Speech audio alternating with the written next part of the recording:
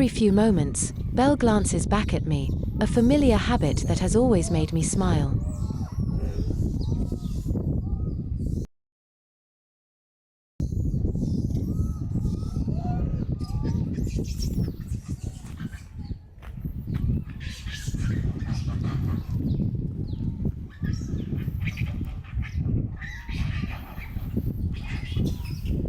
Time flies. It's hard to believe how quickly little Dawson has grown.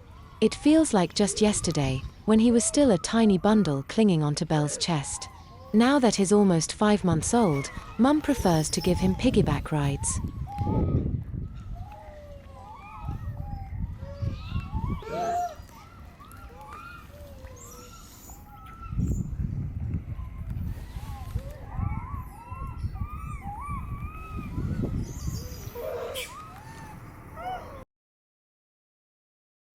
Izzy has her pouches filled to the brim, a clear sign indicating that the feeders have arrived. Even amidst a feeding frenzy, she remains focused on Ron, her eyes never straying far from her little ones. She is genuinely one of the best mothers I've ever had the privilege to know.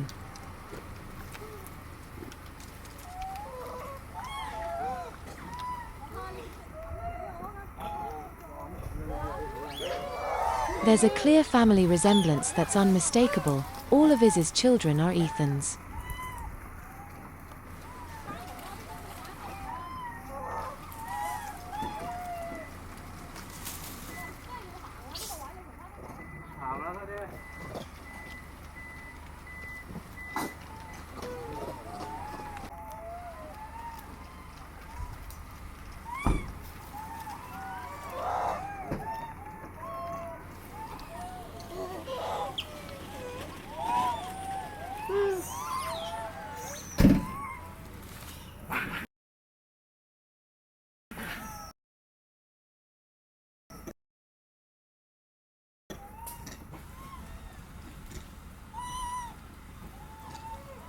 Little Sully immersed himself in the puddle.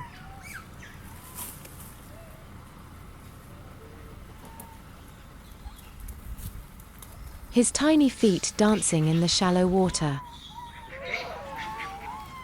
An altercation between Maddie and Cole erupted out of the blue, perhaps sparked by something we missed earlier.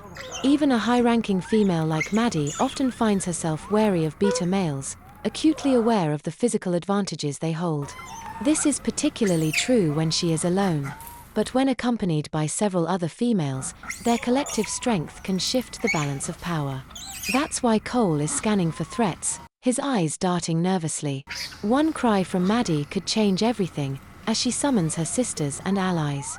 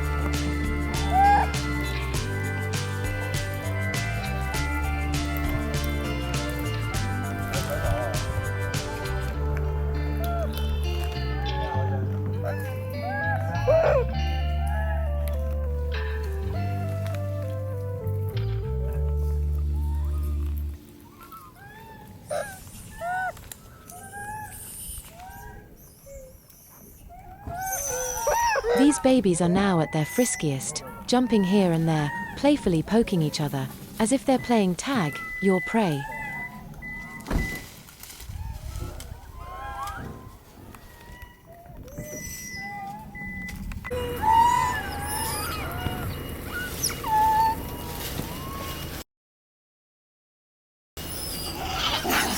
Baldy's daughters and granddaughters are all stunning.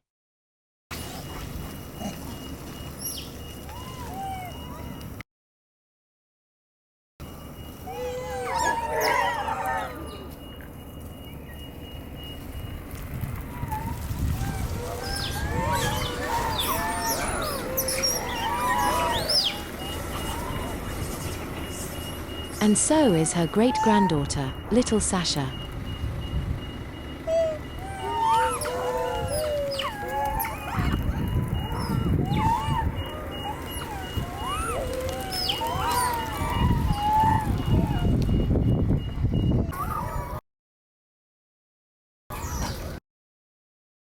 Amy has a big, warm, tight-knit family. Each member is quick to aid one another in times of conflict, even when facing the fierce matriarch Ella. I once witnessed Ella picking on Amy. Her daughters and sons immediately rushed to their mother's side, their protective instincts kicking in without a second thought.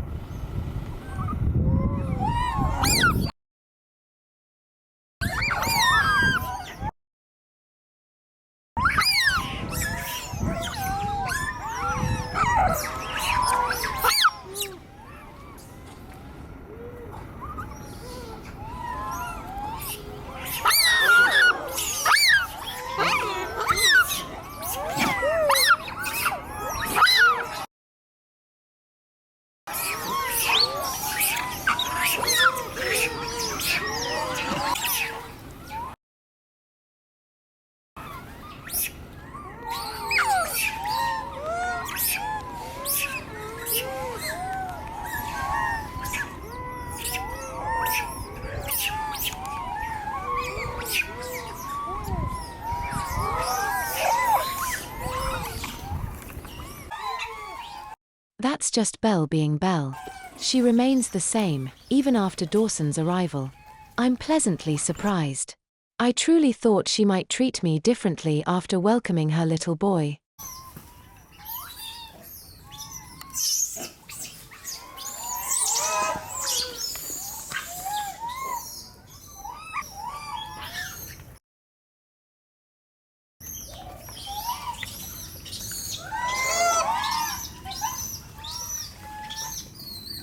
Sissy is now Wild's devoted partner, always following him wherever he goes.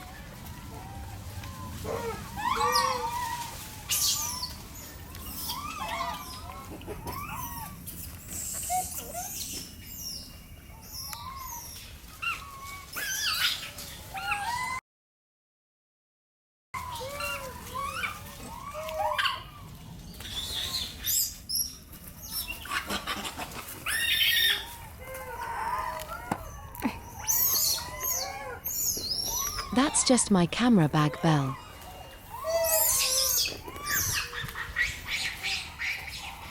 That's Martha's boyfriend. He's from the Jubilee troupe and acts like a manager for the Periphery members. Belle is terrified and fled at the sight of him. Not only because he is a stronger and bigger beta male from another mega troupe, but also because she doesn't have enough backup whilst being in Jubilee troupe's turf.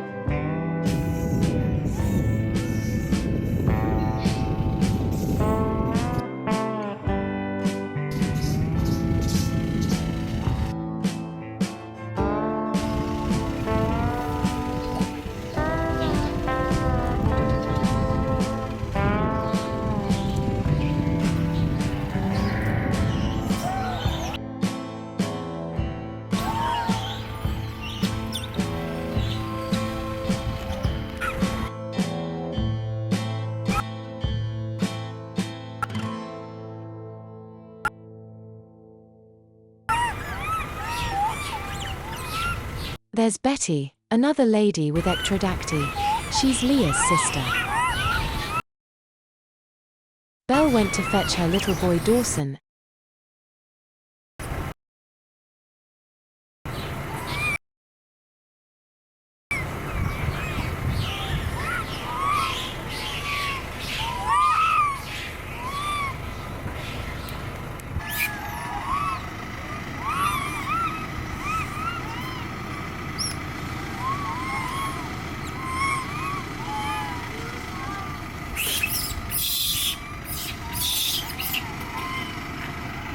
Dawson rarely throws tantrums when his mum isn't offering him milk. During the weaning season, he simply accepts the situation without fuss. He's the kind of independent kid who just goes with the flow, adapting to changes without making a scene. Instead of demanding undivided attention from mum, he seems content to just explore on his own. Highborns like Dawson are finding it increasingly difficult to make friends outside their social circles. Those of lesser rank worry that playful monkeying might escalate into something serious.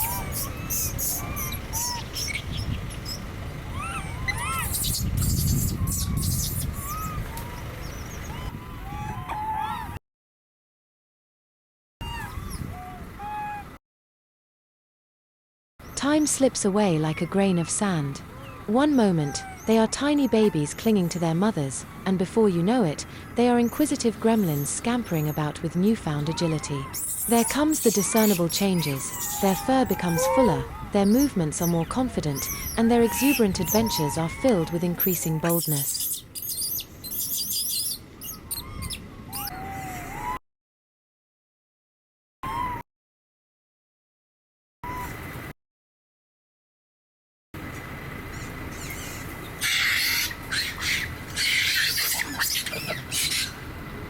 Golden Hill Road is crowded with vehicles lining the streets today.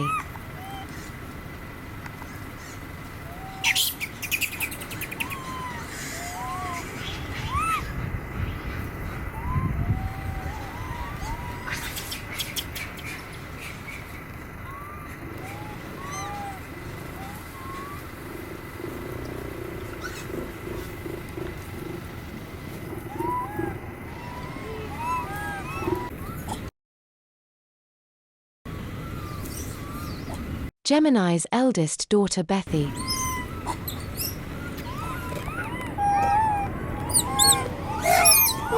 All of Gemini's girls share that same fiery spirit, rooted in their grandfather's legacy. Kiara is a mini version of her mother, not just in looks but also in her feisty character.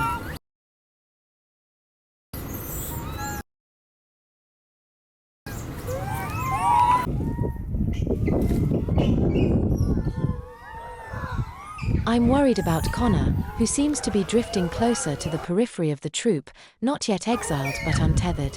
He's one of my favorite males, much like his younger brother Corey, who was ousted over a year ago. Lately, I've noticed that Connor often lingers on the fringes of the troop, hesitant to fully integrate into the group. He only emerges from the woods either just before or after the feeding rounds, a typical behavior that signals impending ousting. I can't shake the fear that he might face the same fate as Corey, and the uncertainty that looms over their fate weighs heavily on my mind. I worry about the possibility of him being left forlorn in the middle of nowhere, all by himself and with no place to call home, or wandering into areas where he shouldn't be. It's particularly concerning when a male is to be ousted at Connor and Corey's age. The younger they are when ousted, the easier it is for them to blend in with another troop.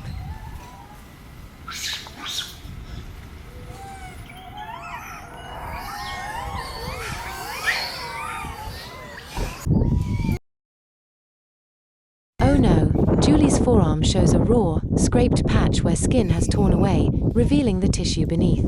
Yet they possess extraordinary healing abilities that allow them to recover quickly.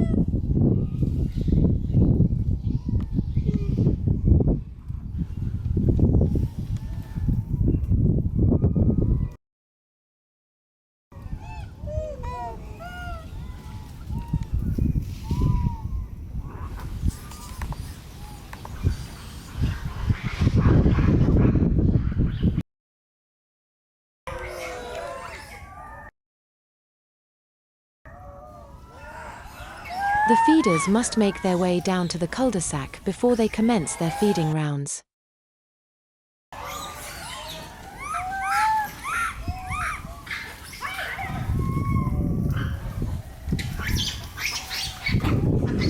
It's time to head back down the road. Peggy's family belongs to the low-ranking group in Hercules' troop. You can often see them making a concerted effort to blend into the background to avoid drawing attention. They linger on the fringes, marginalized and hesitant, taking each wary step with a palpable sense of caution.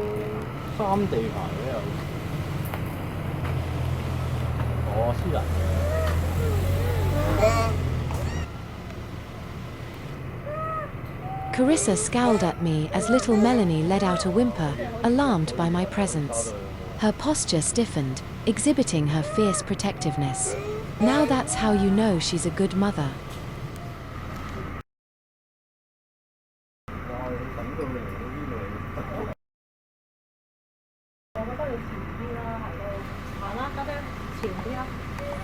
Every time I see Jolie, I'm reminded of that day when she munched on a tangerine, possibly her very first taste.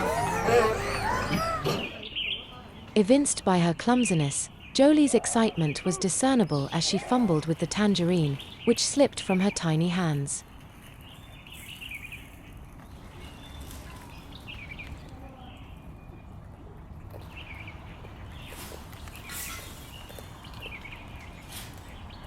As she took her first bite, her brows danced up and down as if she was vibing to an unseen rhythm, a classic reaction to something delicious.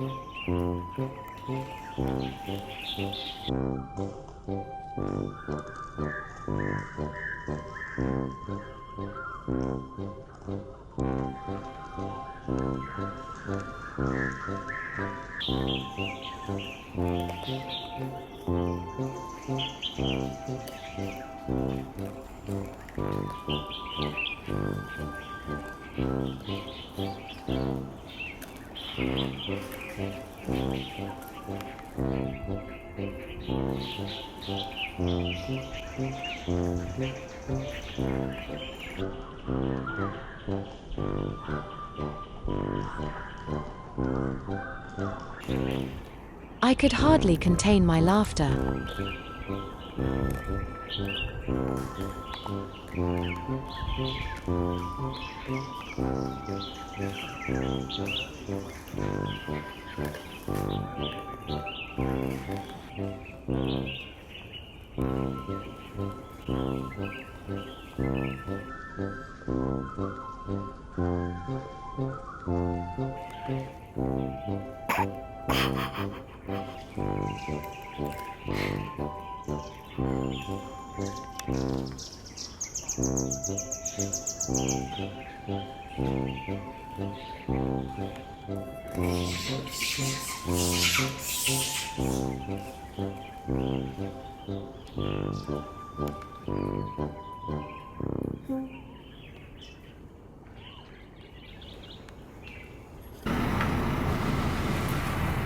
And there's her baby brother Jonah, born in 2024.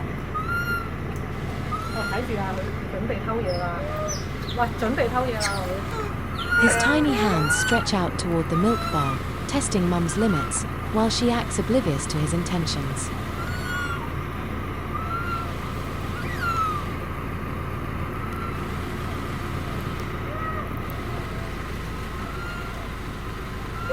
It's such a pity to see that cursed tattoo on her chest, much like many members of Hercules' troop who fell prey to the sterilization program.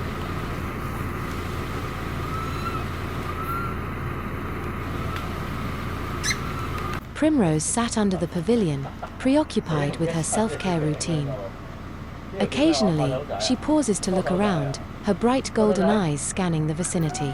The feeders caught her attention, but she knew it wasn't time to act just yet. So she's fully utilizing her waiting time.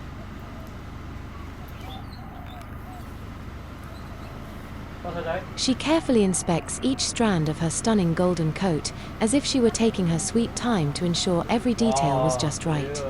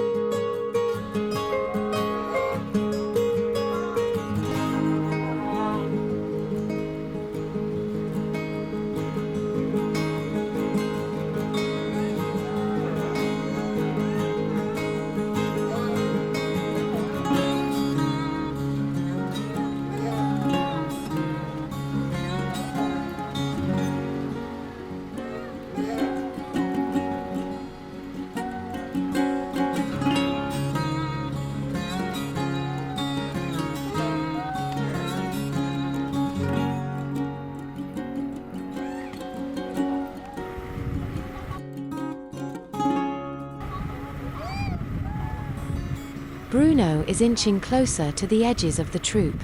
I just hope that I can catch up with the ousted boys and know they're doing all right. Bruno is inching closer to the edges of the troop. I just hope things are smooth sailing for the ousted boys, that they can at least integrate into a small boy band, looking out for one another. Like Ryan, who left Skullhead's troop when he was younger, and has successfully joined Spocky's boy band for quite some time now. But I guess their lives are anything but predictable, always marked by unexpected twists and turns.